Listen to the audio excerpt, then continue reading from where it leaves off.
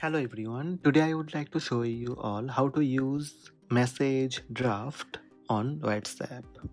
Let's have a look. First, open WhatsApp on your smartphone. Then open any conversation to send message. Start typing message that you would like to send. If you would like to save this message as draft, go back to chat. Immediately you will see that message saved as draft. The chat conversation with green draft highlighted at the top. Similar way, you can save draft for another conversation, then go back to chat. The draft conversation will show at the top. This means users no longer need to open each chat individually to check if they have left any messages unfinished.